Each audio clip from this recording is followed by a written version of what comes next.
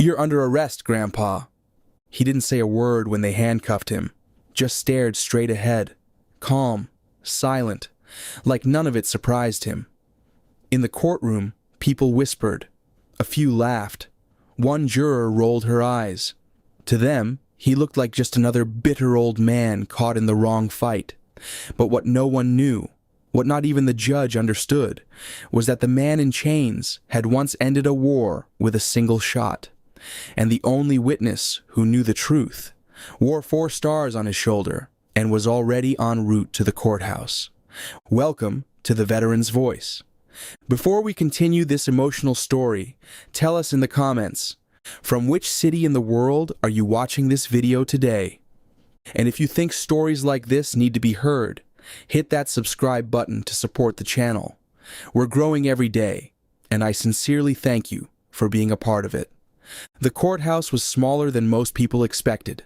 A 2-story brick building tucked between a faded library and a dentist's office in a quiet southern town where people still nodded at strangers and assumed that uniforms meant authority. That morning, the parking lot was already half full before the sun cleared the roofline. Inside, reporters set up discreetly near the back rows, sensing a story that hadn't yet revealed its headline. The case was local, technically minor. A dispute turned physical at a gas station. No weapons, no blood, just a confrontation between a retired Marine and a younger man who claimed the veteran had threatened him with military violence. It should have been a routine misdemeanor. It should have been dismissed. But something about the man's silence made people nervous. He didn't defend himself when questioned. He didn't explain. He just showed up to every hearing on time, alone, in the same plain shirt and jeans, with a look in his eyes that made the bailiffs uncomfortable without knowing why. Some said he was unstable. Others said he was stubborn. One article labeled him a disgruntled ex-military with a temper problem. No one mentioned his record. No one had asked. In fact, most assumed he was just another veteran who never adjusted to civilian life. That's how people talked about him in town, when they talked at all. He lived alone at the edge of a wooded lot in a trailer with no internet and no mailbox. The neighbors saw him walking at dawn with his back straight and his steps measured, always wearing the same boots, always silent. Some thought he was strange. Others thought he was broken. But no one thought he mattered. In court, his name was printed on a sheet of paper clipped to the prosecutor's file. Daniel Rigg, age 66, former U.S. Marine. That's all anyone knew. That's all they needed to know. Or so they believed. The public defender assigned to him barely looked up from her notes. She'd tried to talk to him before, but he hadn't offered much. No family listed, no witnesses, no alibi, no anger either. Just that same distant calm that made even the judge hesitate before speaking his name. The bailiff escorted him in slowly, cuffs already tight, though he made no attempt to resist.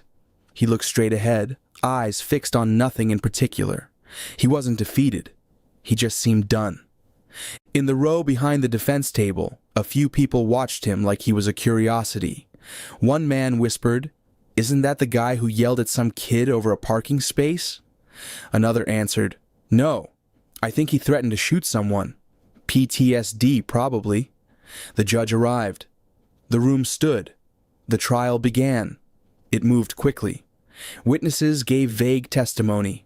A store clerk recalled aggressive body language. A woman said she'd heard him mutter something about knowing how to kill.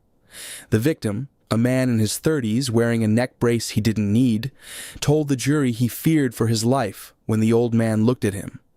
When asked what was said, he hesitated, then claimed, "He said he could end me from 800 yards without blinking." The court murmured. The defense didn't object. Daniel Rigg sat motionless, expressionless, unmoved. The prosecutor leaned into his closing statement with practiced confidence. "Ladies and gentlemen of the jury, this man may have served once, but that was a long time ago.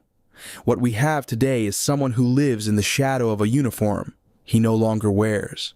Someone who thinks his past entitles him to intimidation. That's not heroism. That's dangerous. He let the words hang. Some in the jury nodded. Others kept their eyes low. The public defender didn't speak. The judge gave instructions. Deliberation was expected to be swift. Bailiffs escorted Rigg back toward the holding room. Cameras clicked. Whispers followed. And no one, not a single soul in that courtroom, noticed the black SUV that had just rolled up to the courthouse steps. The man inside wore a crisp uniform. His collar carried 4 silver stars, and his eyes were focused not on the reporters, not on the cameras, but on the name etched on the docket, Daniel Rigg. The deliberation room door closed with a hollow click that echoed across the now silent courtroom. The jury had been gone for less than 3 minutes when a man in the gallery leaned toward a reporter and whispered, "They won't take long." The judge stepped away from the bench but didn't leave the room, choosing instead to review notes at her desk, as if even she sensed the verdict was a formality. In the far corner, Daniel Rigg sat alone, hands resting on the table in front of him, fingers motionless, eyes steady. His cuffs had been removed temporarily, but the heavy chain still hung from his belt. He looked like he had no intention of defending himself if anything went wrong, like he'd accepted that people only see what they want to see. Outside the courtroom, the hallway began to fill. Someone had posted a photo of the trial on social media, and now local news anchors were setting up just outside the double doors. In the parking lot, a few veterans who had served with Rigg, men who hadn't seen him in years, were slowly arriving, word having spread through hushed texts and unspoken threads. They hadn't come to testify. They hadn't even been invited. They came because something about this didn't sit right. And then came the SUV. It pulled up without sirens, without fuss. The man who stepped out wasn't a bodyguard, wasn't a politician. He was a general, General Samuel Wyatt, retired chief of Special Operations Command. Most civilians wouldn't have recognized the face, but the moment he walked through the doors, the clerk at the reception desk stood a little straighter. The security officer at the metal detector didn't ask for credentials. The general simply nodded once and asked, "Where's courtroom 3?" His voice was calm but absolute. He wasn't here to spectate. He was here with purpose. Inside, no one yet knew he was in the building. The jury hadn't returned. The judge tapped her pen quietly against the bench. The public defender typed aimlessly on a laptop, pretending to work. The prosecutor checked his phone and smirked. And Rigg remained exactly as he had the entire time, unshaken, unbothered, unmoved, not defiant, not proud, just ready. In the hall, General Wyatt walked past journalists without a word. One called out to ask if he was part of the press team. He didn't answer. Another recognized the stars on his shoulders and began recording. The general paused for a moment outside the courtroom doors. His face, though composed, carried something heavy. Not guilt, not anger, something more like respect mixed with urgency. He waited a moment, then opened the door and stepped inside.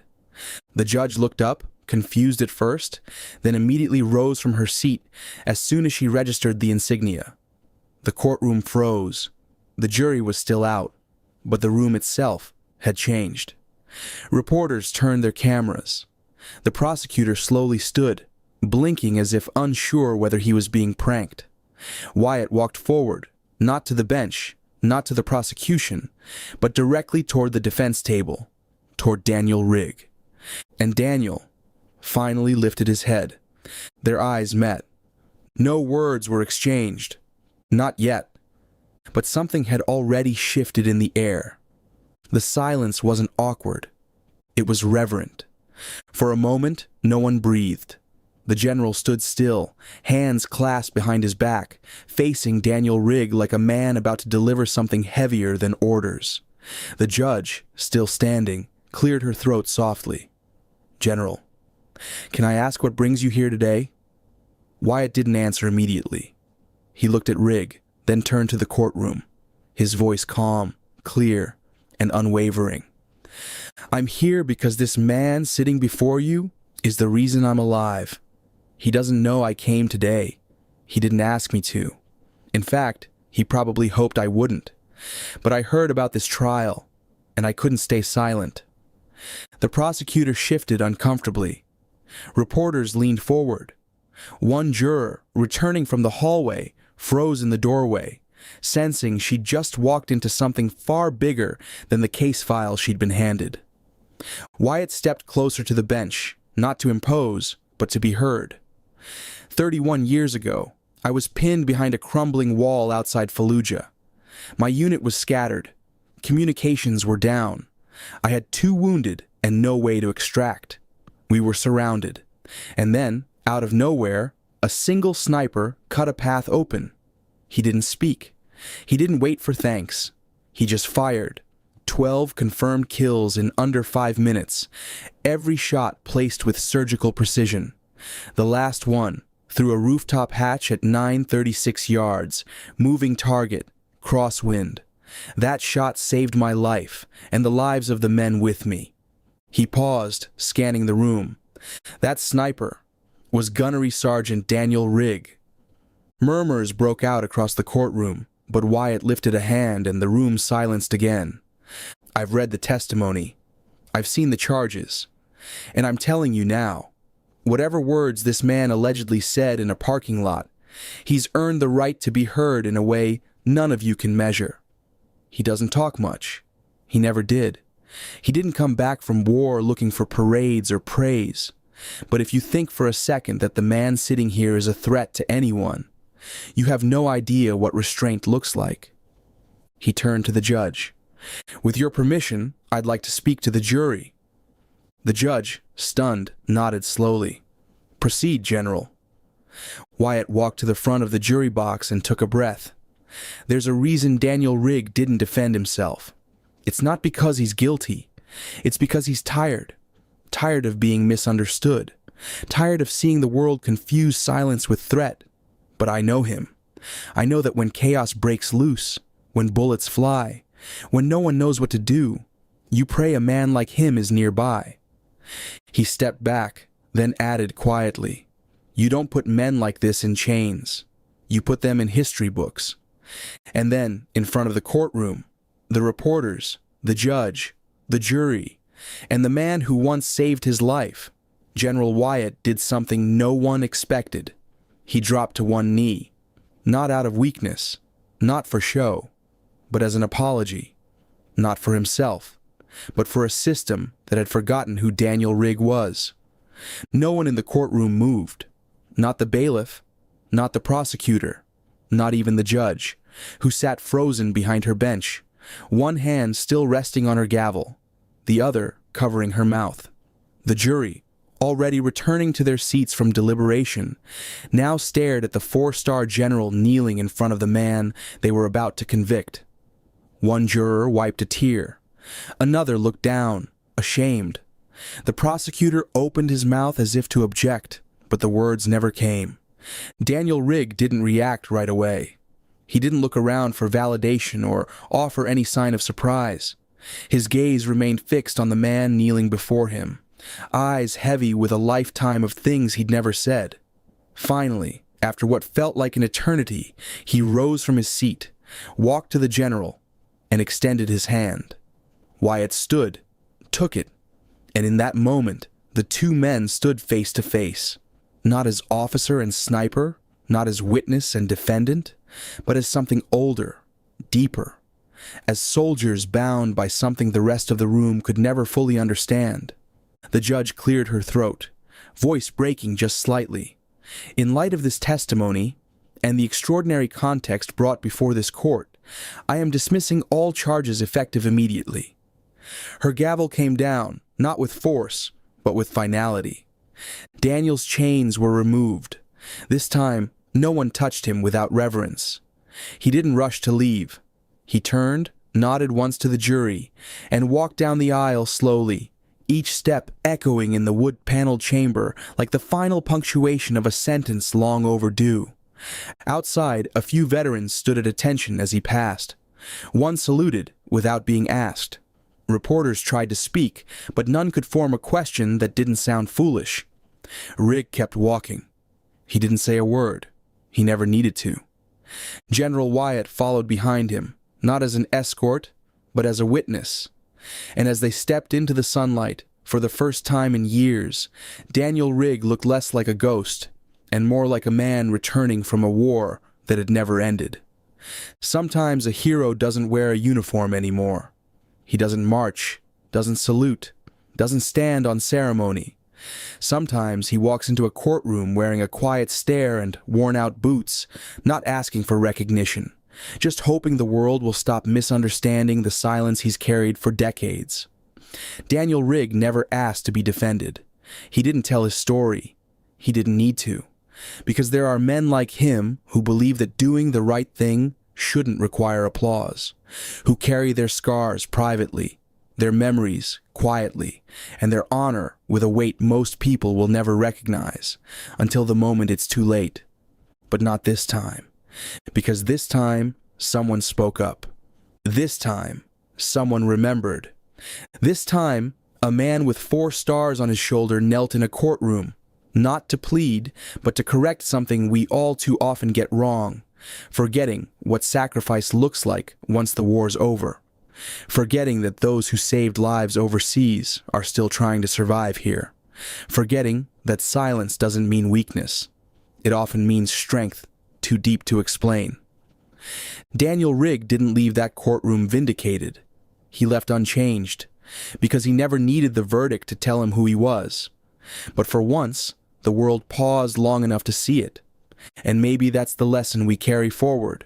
Not to wait for medals or ceremonies, but to recognize greatness while it's still walking quietly among us.